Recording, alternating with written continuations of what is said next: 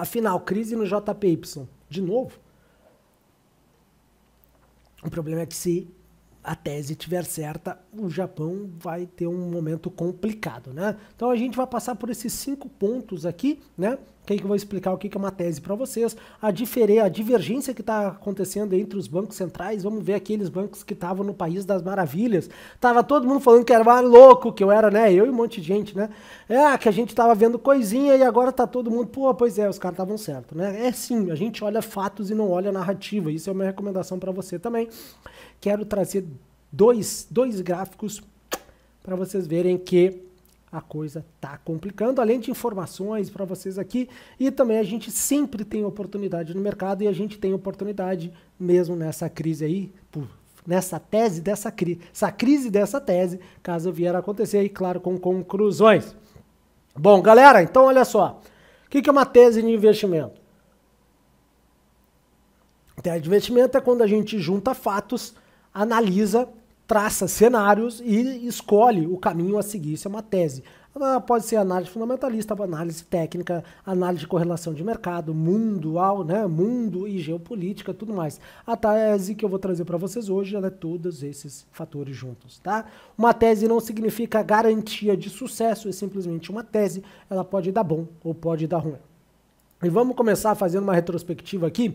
Os bancos centrais, né? A divergência nas ações dos bancos centrais, ações do Banco Centrais, não é a ação do Banco Central, ações, tá? Medidas, atitudes. Tava todo mundo no Alice no País das Maravilhas, né? O que é o Alice? E ninguém Alice, na realidade, não tinha nenhum Banco Central, né? Inclusive, independente se você gosta ou não gosta, o Banco Central brasileiro foi um dos primeiros a agir. Tá? Isso tem uma repercussão que a gente espera ali na frente, mas não é o tom aqui dessa abertura aqui. O que é o Alice no País das Maravilhas, né? O Alice no País das Maravilhas é aquela coisinha que a gente estava acostumado a escutar aqui e a gente sempre mostrando que isso aí ia dar M, né? Por exemplo, inflação é transitória. É, só no teu país que a inflação é transitória, né? Tô falando da Austrália, por exemplo, aqui, do Banco Central Europeu.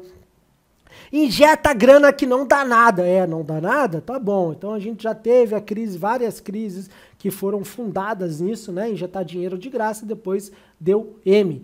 Compra que eu seguro, eu compro. A gente viu isso no Covid, né? Os bancos centrais comprando tudo que é título, comprando ETF, fazendo alguns movimentos bem novos, vamos dizer assim, não heterodoxos. E pois é, estamos vivendo aí a consequência disso, né? E foca na curva, especialmente o Japão. O que é a curva? A curva de juros, de rendimento dos juros. Lembra que tem uma época que a gente já fez até uma abertura aqui, falando sobre isso, as curva de juros de curto, longo prazo, cruzando, recessão, aquela coisa toda. E o que acontece? O Japão é um deles que acontece. Deixa eu diminuir aqui, galera, que a garganta já está sentindo. E o Japão é um deles que fixou a rentabilidade da curva dos títulos de 10 anos do Japão, os JGBs, né, os famosos JGBs. A gente vai ver sobre isso. O que acontece no mundo de hoje, né? Apesar de muito de a gente criticar aquela coisa assim, deixa eu botar aqui, ó. Então, é isso aí. Aqui, ó. Mudou? O que? Muita gente criticando, agora estão entendendo, né? Tanto o Bacen como o Fed, como o Banco da Inglaterra, como o Banco Central Europeu aí, que está remando agora. O RBA, que é o Royal Bank of Australia, que em novembro teve que se desdizer, né, e parar com essa coisinha que a inflação é transitória, porque estava ficando feio, estava enterrando o país, assim como o Royal Bank da Nova Zelândia. Agora ainda tem um banco central no mundo dos grandes, né, que continua no País das Maravilhas, que é o BOJ, ou Bank of Japan, o Banco Central do Japão, para nós portugueses aqui, certo? E ele está ainda no Alice no País das Maravilhas. Pois é. E essa é a divergência de ação, né? Enquanto os bancos centrais estão aumentando taxa, reduzindo o tamanho dos balanços, né? Quem acompanhou o Fed viu ali, forçando recessões, quem acompanha a Emitim, especialmente a assinante nosso prêmio do SAT, viram que lá atrás eu já falei, o Fed vai ter que tomar um dos dois caminhos, né? Eu não vou relembrar o Paul Volcker aqui, mas caso você quiser, você pode voltar, né? A gente é um pouquinho antigo. Cara, ou tu vai combater a inflação, ou tu vai deixar a inflação comer e o país vai crescer. E, claramente, o Fed optou por combater a inflação, então ele vai trazer recessão aos Estados Unidos, que todo mundo já esperava, né? Só o soft landing não vai ser soft nada, né? Já não tá sendo soft. Bom, isso aí, vamos falar de BOD. Um dia eu falo sobre isso aí pra vocês, tá? O que a gente cai? Cai num gráfico bacana. Olha só. O presidente do Banco Central japonês, que é o Kuroda, é um cara muito determinado. Não se assusta com o gráfico. Presta atenção aqui em mim, tá? Depois olha o gráfico. Ele é muito determinado, tá? Por quê? O mundo todo já mudou, como viram, né? A gente tá no Alice na realidade, não no Alice nos Países das Maravilhas, e ele continua lá segurando o jeito de ser japonês. Eu vou continuar comprando, eu vou continuar controlando a curvatura de juros, que é isso que vocês estão vendo aí, caso vocês não saibam. E eu vou continuar injetando grana. Pois é. O que aconteceu nos últimos dias aí é uma coisa muito drástica que essa tese aí balanceia. Você pode buscar esse gráfico aí na Bloomberg, tem vários lugares também, tá? Desculpa. O que a gente acontece? Pessoal, só para vocês terem uma ideia, 20% de todo o mercado, 20% de todo o mercado de renda dos títulos JGBs, vamos falar em português básico, 20% de toda a dívida japonesa está na mão das seguradoras japonesas, 20%. Isso mais ou menos são 9 trilhões de dólares, ou 1,4 quadrilhões de ienes.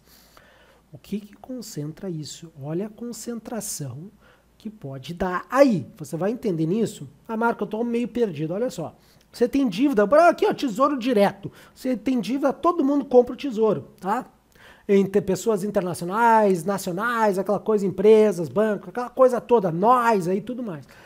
Agora, 20% da dívida japonesa está dentro das próprias seguradoras japonesas.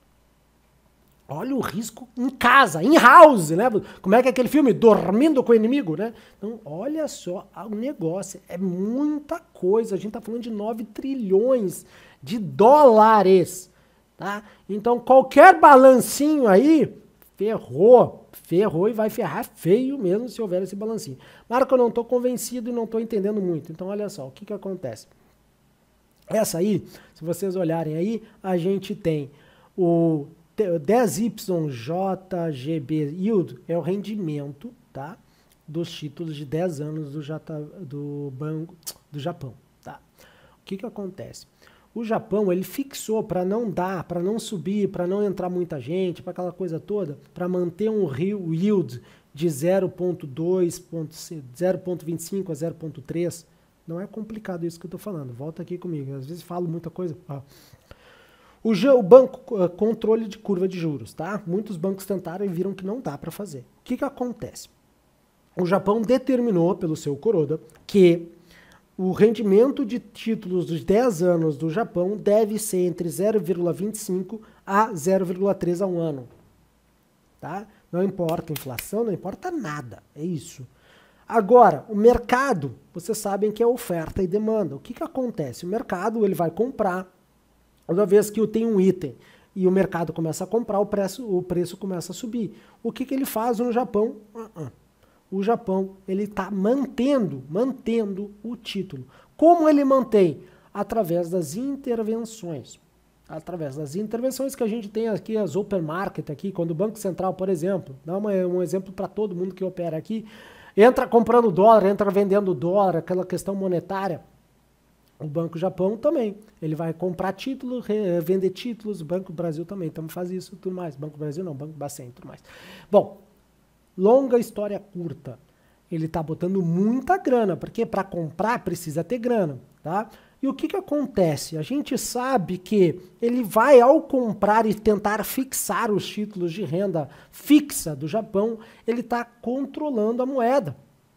A moeda não está sendo mercado, nem o título está, livre mercado não existe, porque o pessoal está comprando e vendendo, mas ali não tem, porque tu tem um player tão grande que está concentrando, chupando tudo. Aliás, o Banco Central japonês, ele tem quase, né, saiu uma pesquisa há um tempo atrás, que ele tinha quase participação em todas as empresas listadas em bolsa, para não cair lá, ele comprou tudo. Marco, mas dá? O que aconteceu aí? Olha só, uma flecha bem grande. Desculpa. Então, galera, quem está operando JPY sabe o que é isso, né? Na casa aqui é futuro, mas você vai entender que o JPY continua se desvalorizando. E isso é ruim. É ruim, porque a gente está preso numa renda fixa e a moeda não consegue se movimentar para compensar. Não consegue. E aí tem uma coisinha muito interessante, olha aqui. Se ele capitular, o que é? Se ele parar de fazer isso e voltar atrás, pode existir uma tempestade perfeita e o fim da economia japonesa. Ou um grande crash, né? Que foi muito, mas um grande crash na economia japonesa. Por quê? O que deveria estar acontecendo? A moeda se valorizando. Né? Como o real, a gente viu que se valorizou, depreciou, valorizou, depreciou. Marco, eu não vi isso. Pô, faz pouco tempo o real era 5,76, agora está 5. Isso é um movimento, né? O Japão, o JBIPS, a gente vai ver no gráfico aqui, ele não para de se desvalorizar. E o que acontece? O rendimento do renda fixa não vai, porque o Japão está segurando, o Banco Central japonês. E aí o que acontece? Se ele realmente capitular, a tempestade perfeita é o seguinte. A tempestade perfeita é o seguinte. Em vez de a gente ter um ien valorizando e um título de renda fixa valorizando também, por que valorizando, Marco? Porque estaria pagando mais, certo? A gente pode ter um grande crash. Por quê? Por que viria para baixo? Porque mais de 20%, como a gente viu, está na mão do próprio Japão. Imagina se uma seguradora do Japão toma um sinistro grande e tem tomado sinistro. Né? Quem já viu aí, trabalhou no setor de seguros, resseguros, sabe que dá sinistro. Quando dá sinistro, dá sinistro. Né? E se precisar liquidar para cobrir posição? E aí? Como é que vai ficar? Aí a gente pode ter realmente a tempestade perfeita. A tempestade perfeita de ruim, né? Agora, calma que isso tem oportunidade. Mas a gente não... Quando isso é uma coisa tão incrível para nós que estamos assistindo, que a gente vê que tentar manipular ou tentar segurar o mercado pode dar ruim. O Banco da Austrália já viu que não ia dar, a Lagarde viu que não ia dar, o Fed viu que não ia dar, todo com aquelas falinhas de Alice no País das Maravilhas, tá? A realidade ela é muito maior, o mundo é muito maior do que uma economia só, seja ela qual for o tamanho, tá? E aí, olha só, eu trouxe o gráfico aqui do JPY, isso aqui é spot, tá? O outro era futuro, aqui é o spot. Olhem só, isso é gráfico, pessoal, mensal, não tá enxergando? Gruda na tela aí em gráfico mensal. Se a gente for contar as barrinhas azuis é de alta, as vermelhinhas é de baixa, tá? Eu sou gremista, eu uso assim. Olhem só. Quando sobe esse gráfico, significa o dólar está se valorizando e o ien está se desvalorizando. Galera, se houver uma queda aí, mais ou menos até a primeira parte de região de confluência de fatores aí, a gente, 125, a gente tem uma queda de 5%. Ah, Marco, 5% o real perdeu mais. Pois é. Só que em 115 já está em 12%. E se for em 102, que é a última zona de confluência de fatores que está lá embaixo, a gente tem uma queda de 22%. Caraca! Né? No caso, uma valorização do ien, uma desvalorização do dólar. Isso mexe com toda a estrutura do país. Né? Até tinha botou aí. Desculpa, então, olha só. Valorização do ien em 5%, 12% e 22%. Falei, esqueci que eu tinha colocado flechinha. Esse gráfico está gritando para a gente, analista técnico. Está gritando para a gente ficar de olho. Porque a gente pode operar tanto no buy como no sell, comprando ou vendendo, seja seco ou posicionado. Conclusões. Vamos concluir, né? Lembram que quando eu falei da Lagarde, se ela falar, o mercado vai testar?